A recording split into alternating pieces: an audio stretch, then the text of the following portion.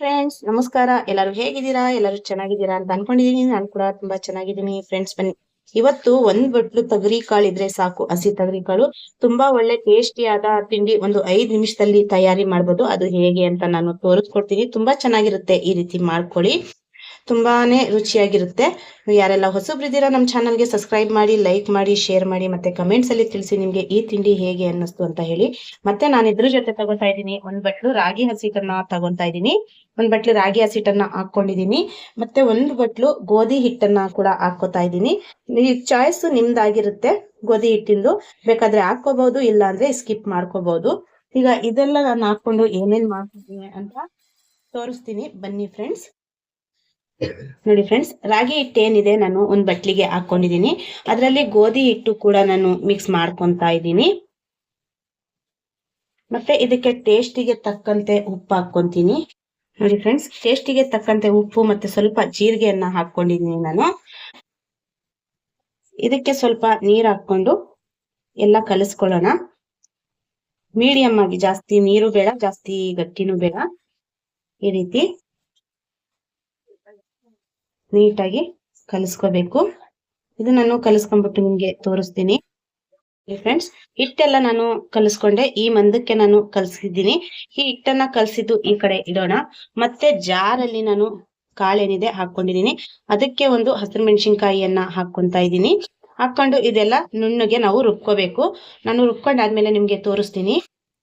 ನೋಡಿ ಫ್ರೆಂಡ್ಸ್, ನಾನು ತುಂಬಾ ನುಣ್ಣದಾಗಿ ರುಬ್ಕೊಂಡಿದೀನಿ. ಈ ರೀತಿ ರುಬ್ಕೋಬೇಕು. ಇದೆಲ್ಲ ನಾವು ಈ ಹಸಿಟ್ಟಿಗೆ ಮಿಕ್ಸ್ ಮಾಡ್ಕೊಳ್ಳೋಣ. ನೀವು ಹಸಿಟ್ಟು ಕಲಿಸ್ಬೇಕಾದ್ರೆ ಸ್ವಲ್ಪ ಗಟ್ಟಿನೇ ಕಲಿಸ್ಕೊಳ್ಳಿ. ಇದು ರುಬ್ಬಿ ಹಾಕಿದ್ಮೇಲೆ ನೀವು ಮೀಡಿಯಂ ಆಗಿ ನೀರ್ ಹಾಕಿ ಕಲಿಸ್ಕೋಬಹುದು. ಇದೆಲ್ಲ ನೀಟಾಗಿ ಮಿಕ್ಸ್ ಮಾಡ್ಕೊಳ್ಳೋಣ. ಮಿಕ್ಸ್ ಮಾಡ್ಕೊಂಡು ಇದಕ್ಕೆ ಒಂದ್ ಸ್ವಲ್ಪ ಕೊತ್ತಂಬರಿ ಸೊಪ್ಪು ಏನಿದೆ ಅದ್ ಹಾಕೊಳ್ಳೋಣ.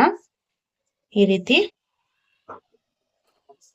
ಇದೆಲ್ಲ ನೀಟಾಗಿ ಮಿಕ್ಸ್ ಮಾಡ್ಕೊಂಡು ನಾನು ತೋರಿಸ್ತೀನಿ. ನೋಡಿ ಫ್ರೆಂಡ್ಸ್, ನೀಟಾಗಿ ಎಲ್ಲ ಮಿಕ್ಸ್ ಮಾಡ್ಕೊಂಡೆ ನಾನು. ಅಂದ್ರೆ ನಾವು ಹಸಿಟ್ಟು ಸ್ವಲ್ಪ ಗಟ್ಟಿಯಾಗಿ ಕಲಿಸ್ಕೊಂಡಿರ್ಬೇಕು. ಇದು ಎಲ್ಲ ನಾವು ಹಾಕ್ಬಿಟ್ಟು ಒಂದ್ ಸ್ವಲ್ಪ ಜಾರ್ ತೊಳೆದು ನೀರ್ ಹಾಕೊಂಡ್ರೆ ಅಲ್ಲಿಗೆ ಕರೆಕ್ಟ್ ಆಗಿ ಬರುತ್ತೆ. ಫಸ್ಟೇ ನಾವು ನೀರ್ ಮಾಡ್ಕೊಂಡ್ಬಿಟ್ರೆ ಜಾಸ್ತಿ ನೀರ್ ಆಗೋಗುತ್ತೆ. ಆಮೇಲೆ ಹಸಿಟ್ಟು ಬೇರೆ ಮಿಕ್ಸ್ ಮಾಡ್ಕೊಂಡ್ರೆ ಚೆನ್ನಾಗಿರಲ್ಲ. ಹಾಗಾಗಿ ಇದು ಚೆನ್ನಾಗಿ ಮಿಕ್ಸ್ ಆಗಿದೆ. ಇಲ್ಲಿ ಹೆಂಚನ್ನ ನಾನು ಇಟ್ಕೊಂಡಿದೀನಿ ಬಿಸಿ ಆಗೋಕೆ. ಹೆಂಚು ಬಿಸಿ ಆಗ್ಲಿ. ನೋಡಿ ಫ್ರೆಂಡ್ಸ್, ಹೆಂಚು ಬಿಸಿ ಆಗಿದೆ. ಈಗ ಇದ್ರ ಮೇಲೆ ನಾವು ದೋಸೆನ ಹಾಕೊಳ್ಳೋಣ. ಈ ರೀತಿ ತುಂಬಾ ಚೆನ್ನಾಗಿ ಬರುತ್ತೆ. ತುಂಬಾ ಟೇಸ್ಟಿಯಾಗಿ, ನಿಮ್ಗೆ ಎಷ್ಟು ಅಗಲ ಬೇಕೋ ಅಷ್ಟು ಅಗಲ ಕೂಡ ಹಾಕೋಬಹುದು. ತುಂಬಾ ಚೆನ್ನಾಗಿರುತ್ತೆ. ತೆಳ್ಳಗಾದ್ರೂ ಹಾಕೊಳ್ಳಿ, ಮಂದಕ್ಕಾದ್ರೂ ಹಾಕೊಳ್ಳಿ, ಚೆನ್ನಾಗಿರುತ್ತೆ. ಆದ್ರೆ ಇದ್ರ ತೆಳ್ಳಗ್ ಹಾಕೊಂಡ್ರೇನೆ ಚಂದ. ನೋಡಿ ಈ ತರ. ಇದ್ರ ಮೇಲೆ ಸ್ವಲ್ಪ ಎಣ್ಣೆನ ಬಿಡೋಣ. ಈ ರೀತಿ ಹೆಂಚು ತುಂಬಾನು ಹಾಕೊಂಡಿದೀನಿ ನಾನು. ಇದ್ರ ಮೇಲೆ ಒಂದು ಪ್ಲೇಟ್ ಅನ್ನ ಮುಚ್ಚೋಣ.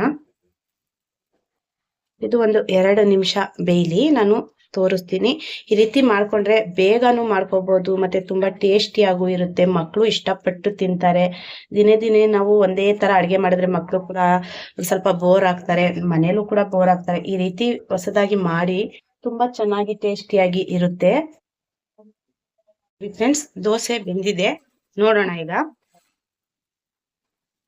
ಫ್ರೆಂಡ್ಸ್, ಇಷ್ಟು ಚೆನ್ನಾಗಿ ಬೆಂದಿರುತ್ತೆ. ನಾವು ನೀಟಾಗಿ ಹಿಂಗೆ ಎತ್ತಿದ ತಕ್ಷಣನೇ ನೀಟಾಗಿ ಬರುತ್ತೆ. ನೋಡಿ ಎಷ್ಟು ಚೆನ್ನಾಗಿದೆ. ಈ ರೀತಿ ಮಾಡ್ಕೊಂಡ್ರೆ ತಿಂಡಿಗೆ ತುಂಬಾನೇ ಚೆನ್ನಾಗಿರುತ್ತೆ. ಇನ್ನೊಂದು ದೋಸೆ ಹಾಕೊಳ್ಳೋಣ. ಈ ರೀತಿ ಮಾಡ್ಕೊಂಡ್ರೆ ತುಂಬಾ ಚೆನ್ನಾಗಿ ತಿಂಡಿ ತಿನ್ಕೋಬಹುದು. ನೀವು ಬಿಸಿ ಬಿಸಿ ಆಗಾದ್ರೂ ತಿನ್ನಿ, ತಣ್ಣಗಾದ್ರೂ ತಿನ್ನಿ, ಟೇಸ್ಟ್ ತುಂಬಾ ಚೆನ್ನಾಗಿರುತ್ತೆ. ನೋಡಿ, ಇದ್ರ ಮೇಲೆ ಒಂದು ಸ್ಪೂನು ಎಣ್ಣೆಯನ್ನ ಹಾಕೊಳ್ಳೋಣ. ಮತ್ತೆ ಇದೊಂದು ಬೇಗ ತೆಗಿತೀನಿ, ನಾನು ತೋರಿಸ್ತೀನಿ. ನೋಡಿ ಫ್ರೆಂಡ್ಸ್, ಈ ದೋಸೆ ಕೂಡ ಬೆಂದಿದೆ. ಈಗ ತೆಗೆದ್ಬಿಟ್ಟು ನೋಡೋಣ. ಅದೇ ಎಷ್ಟು ಚೆನ್ನಾಗಿ ಅದೇ ಎದ್ದೇಳುತ್ತೆ. ಅದೇನು ಜಾಸ್ತಿ ರಿಸ್ಕ್ ತಗೊಳ್ಳೋದೇ ಬೇಡ ಎತ್ತಳಕ್ಕೆ. ಈ ರೀತಿ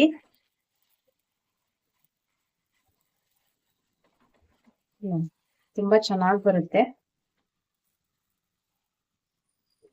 ಒಂದೇ ಕಡೆ ಬೇಯಿಸ್ಕೊಂಡ್ರು ಸಾಕು. ನೋಡಿ ಫ್ರೆಂಡ್ಸ್, ಎಷ್ಟು ಟೇಸ್ಟಿಯಾಗಿ ಎಷ್ಟು ಚೆನ್ನಾಗಿ ಬಂದಿದೆ ದೋಸೆ.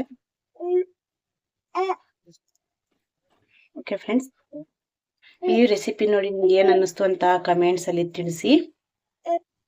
ನೋಡಿ ಫ್ರೆಂಡ್ಸ್, ಟೇಸ್ಟಿಯಾದ ದೋಸೆ, ತೊಗರಿ ಕಾಳಿನ ದೋಸೆ ಮತ್ತೆ ಚಟ್ನಿ ರೆಡಿ ಇದೆ ನಮ್ಮ ಮನೇಲಿ ತಿಂಡಿಗೆ.